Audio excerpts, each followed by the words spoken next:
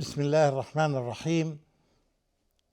In the name of Almighty Allah, the entirely merciful and especially merciful. Dear viewers across the planet, Assalamu alaikum wa rahmatullahi wa barakatuh. May peace be with you. Ameen. Dear viewers, I remind you that we are using this greeting for many purposes, especially this greeting because it has tremendous impact on all our hearts. It gives us great hope in our hearts that hopefully, inshallah, peace will spread out everywhere in the world, so we feel more comfortable in going here and there, in dealing with these issues and other issues all the time. When we mention the name of Allah subhanahu wa ta'ala and we mention Assalamu alaikum, peace be with you, we remember that this is the greeting of the messengers of Allah. And you feel so honored that you are one of those who use the same greeting that had been used by the first messengers and the last messengers and all messengers for all people across the globe. It is the greeting of peace. It's something really very influential in our hearts. Therefore, we need to reflect upon it, and we need to take it from the theoretical statement that although we get rewarded by Allah subhanahu wa ta'ala for saying it just as an utterance, yet we will get more rewards if we implement it in our life. You implement it in the house that you live in the office that you work in. Everywhere you go, once you say it, you are rewarded by Almighty Allah. Guaranteed. It's not something theoretical, something that we have doubts about it. No, at all. We are sure of the reward of Allah subhanahu wa ta'ala. Welcome to this episode. Welcome to Treasures from the Holy Quran. We consider that every statement, every utterance, every word, every sentence is an utterance from Almighty Allah. That's why it is treasure in itself. And when you think, when we reflect upon its interpretation and its meaning and implications, and we will see this, and the more you read with understanding, the more you get this feeling, and the more you feel comfortable, and you feel peace of mind, and you feel happy because of these ayat. And one important aspect about this, it's a collection, all these 600 pages in the book of Allah subhanahu wa ta'ala. We know that it is a collection of beauties. Yes, beauties. If you read one verse, let's say today I'm going to focus on this verse, ayah number 152 in chapter al Baqarah, chapter number 2. When I focus on it, I know when I read the Quran, when I come across this ayah, I feel that this is so unique and so beautiful, and it really affects my life. When I reread the same verse, my focus will go to the previous ayah, or to the following ayah, or to ayah number 2, or one ayah other different than that, but it is on the same page. And you feel that your concentration is there on the other one. And you feel that this is more beautiful than others. I'm telling you in the beginning that all of them are so beautiful. And all of them are the utterance of Allah subhanahu wa ta'ala. So that's why we feel this impact on our hearts, because they are not human words. They are not human speeches. They are divine. So, and this is the only divine book in this universe. That's why you don't go here and there and try to find other sources. This is the source of tranquility everywhere in the world. And you find the beauty goes here and there. When in another context you find this ayah, you love it very much. Then when you reread the same page, not the same book again, the same page, you will find your focus is different. You focus on another ayah because the meaning, you start realizing more meanings and you starting finding more beauty in the verse that you are reading. This is the nature of the entire book. It's not the nature of one page versus the other or one verse versus the other. It's the nature of the entire book of Allah subhanahu wa ta'ala. Alhamdulillah. And as it has been described by many people, even the people who were not believers, they described it something like this. The top of it is beautiful. The bottom of it is so amazing. Everything in it is so amazing. It's because, as I said, it goes up and high and high and high. There is nothing higher than it. There is nothing more tremendous, more impactful, more influential on humans other than this. To the degree that you will find some verses in the Quran that it affects even the creation of Allah. It affects the mountains. It affects the rivers. It affects this and that. So because of this tremendous impact, we love it and we cannot dispense with it. Look at this verse, for example, and I wish that it reminds us of the types of ibadah, the worship of Allah subhanahu wa ta'ala. And it comes in diverse forms so that to make a human being avoid any kind of monotony. You will never feel bored when you recite and read, even if you don't understand. Look at those people in different parts of the world who don't speak Arabic well or who do not understand Arabic well. Yet, if they find them are so much affected by the words of Allah subhanahu wa ta'ala. How does this happen? Just I want somebody to think logically, to think mentally, to think by any means, how does this happen? The impact on hearts of people who recite something yet they don't understand it.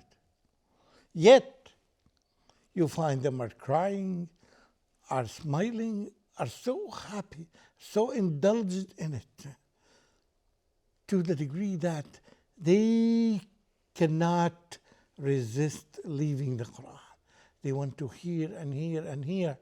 And you find that the companions of the Prophet ﷺ in the first generation, you find that they are so eager to recite the entire Quran in one day, if they could.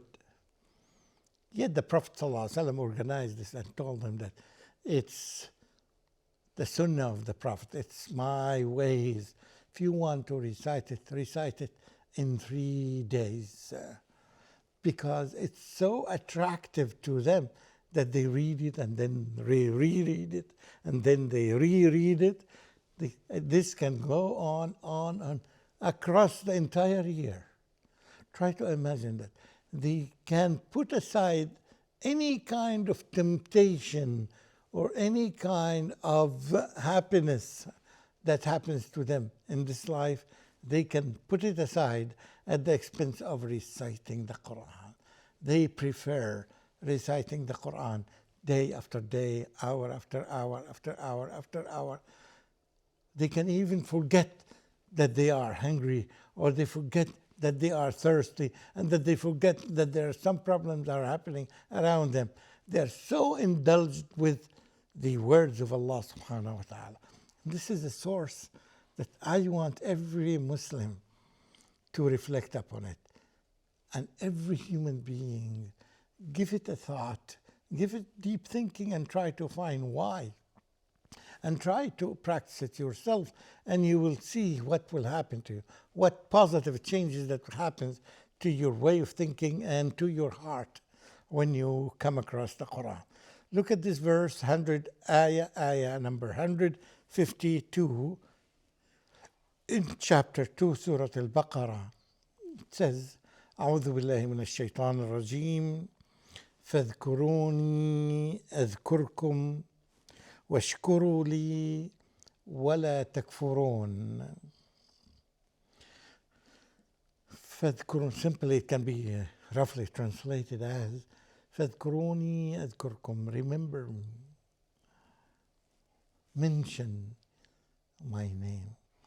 In any setting, in any situation, whenever possible, whenever you can. فاذكروني, and I will remember you.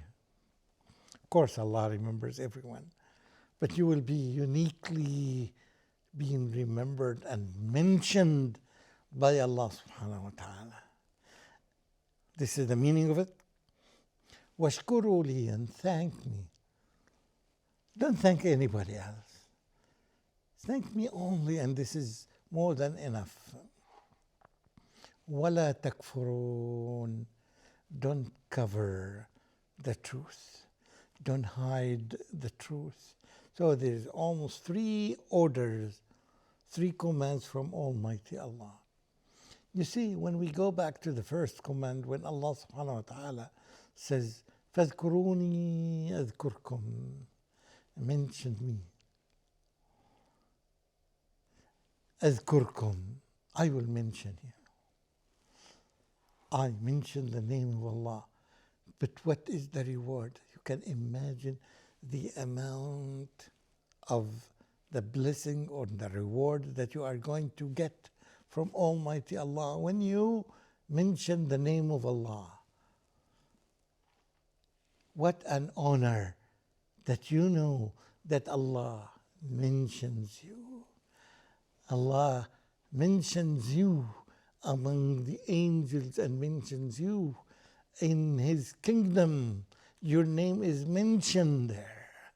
Allah subhanahu wa ta'ala remembers you and mentions you. Try to imagine when in our world nowadays, when you do something good and you find all the people are coming to you, you said that your boss mentioned your name in this situation or this context. Your boss, your president, your king mentioned your name and become so happy that your name had been mentioned. This is what happens in this world. So what about what happens with this entire environment, with this entire creation of Allah subhanahu wa ta'ala? Among all those huge numbers of creatures, your name is selected and is mentioned and is remembered by Allah subhanahu wa ta'ala. You feel that you are so honored. Is there any honor that you deserve to happen more than this? When you know that Allah subhanahu wa ta'ala mentions you, your name is mentioned, you feel so happy. How can you get such an amount of happiness in another context, in another situation? So you feel all these meanings are obsessing you, are controlling you, are adding this happiness to your heart. This is because only of one word or one phrase in the Quran. And then Allah subhanahu wa ta'ala, after that He said, وَاشْكُرُوا لِي, thank only for me. You don't need to thank others, although even if you thank them, which is considered a sign that you are thanking Almighty Allah, this is the one. Thank Allah. Thank Allah only. Thank Allah. Now you see many things. You see the engineers are doing such wonderful job. The doctors are doing amazing operations. The teachers are doing a lot of benefits to the environment and to the community around them, and you need to thank them. But even with that thing that happens, you need to thank Allah. He is the one who created those engineers. He is the one who created those doctors. And He is the one who created all those teachers. And He is the one who directed them to help you. He is the one who directed them to make this invention or to succeed to make successful studies in this operation, and so on and so forth. Yet the last advice, which is prohibition, don't ever deny that. Don't not deny the blessings of Allah upon you in every aspect of your life. It is Allah who directed them, who guided them to do this. Without Allah, this could not have happened at all. So, the shortcut is to thank Allah subhanahu wa ta'ala. And don't ever try to hide it or to cover it, as many people say it in different ways. I did it. I made it my own self. I spent my time in the library for many weeks or many years until I achieved this. I did a great job. And you forgot. Who are you? Who is the one who gave you the energy to spend this time? Who is the one who directed you to do this act versus doing another act? Who is the one who did this, all these facilities for you, especially for you? He selected you to do these things. And all the time you reject this, and you try to cover this, and you try to ignore this or that.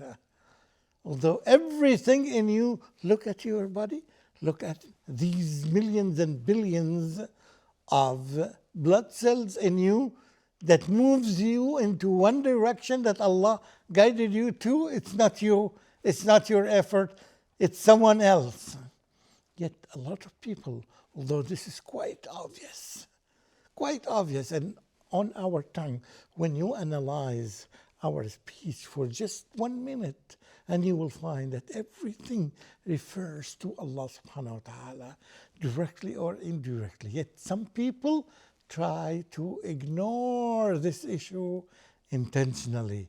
We ask Allah subhanahu wa ta'ala to make us not among those who reject and who deny the blessings and the bounty of Allah subhanahu wa ta'ala upon us. I say what you have heard and sincerely submit myself to the will of Allah subhanahu wa ta'ala. And I ask Him to give me the power and the ability to continue thanking Him in the right way, that I can do in this world as much as I could until I die and we believers die and we meet Almighty Allah on the Day of Judgment. Ameen. Ameen. Wassalamu alaikum wa rahmatullahi wa barakatuh.